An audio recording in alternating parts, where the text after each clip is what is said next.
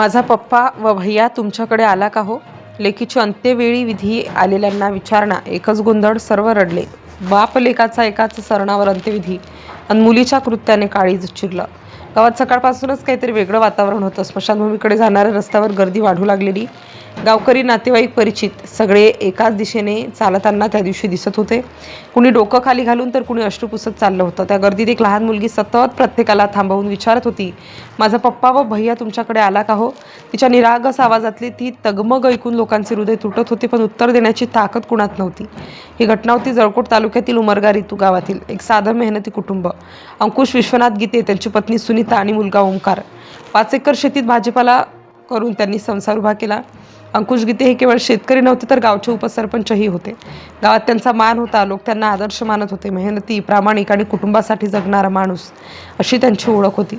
मुलगा ओंकार हा तर वडिलांचा अभिमान होता. तरुण, मेहनती आणि स्वप्नांनी भरलेला. वडिलांसोबत खांद्याला खांदा लावून शेती करत होता. कुटुंबाचं भविष्य उज्ज्वल करण्याची त्याची धडपड सुरू होती.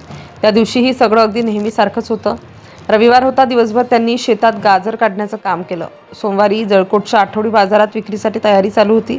सायंकाळ झाली, सूर्य मावळतीला लागला आणि काम संपवून ते घरी जायची तयारी करू लागले. अंकुश आणि ओंकार दुचाकीवर बसून रस्त्याच्या कडेला सुनीताची वाट पाहत उभे होते. तेवढ्या दूरवरून एक कार भरधाव वेगात येताना दिसली. कोणी कल्पनाही केली नव्हती की काही सेकंदात सगळं आयुष्य उद्ध्वस्त होणार आहे. MH24B2294 नंतर नंबरची स्विफ्ट डिझायर कार वेगाने आली आणि रस्त्याच्या कडेला उभे असलेल्या बापलेकांना जोरदार धडक दिली. धक्का इतका जबरदस्त होता की दोघेही 50 ते 60 फूट फरफटत नेले गेले. तो आवाज संपूर्ण परिसरात घुमला.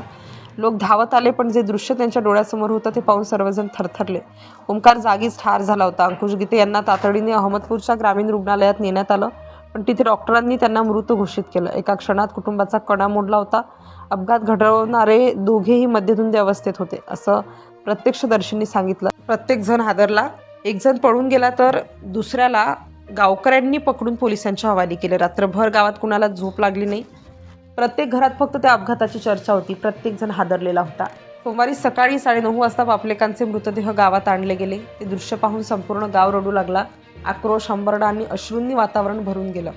सुनीता गीते यांचा आक्रोश तर सहन होण्यापलीकडचा होता. डोळ्यांसमोर घडलेला तो भयानक प्रसंग आणि आता समोर असलेले पती व मुलाचा मृतदेह, त्या वेदनेला शब्दच नव्हते. आणि त्या सगळ्यात ती छोटी मुलगी अजूनही प्रत्येकाला विचारत होती, माझा पप्पा व भैया कुठे आहे? तिला अजून सत्य कळलं नव्हतं. 10:30 वाजता त्यांच्या शेतातच अंत्यसंस्कार करण्याचा निर्णय झाला.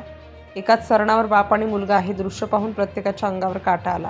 अग्निदेवतेसमोर दोघांचे मृतदेह ठेवले गेले.